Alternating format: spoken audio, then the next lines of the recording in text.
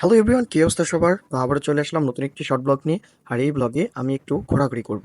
সেটি হচ্ছে যে এখন তো আর গ্রামে ঈদ করতে আসলে আগের মতো বন্ধু বান্ধব পাওয়া যায় না, কারণ এক একজন এক এক জায়গায়। তাই ভাবলাম আমার ছোটো ভাইয়ের সাথে একটু ঘুরে আসি। তো দেখতে পাচ্ছেন আমার ছোটো ভাই আমার জন্য বাইক নিয়ে ওয়েট করতেছে। তো ও বলতেছে যে ভাইয়া চলো আজকে একটু তোমাকে ঘোরাবো।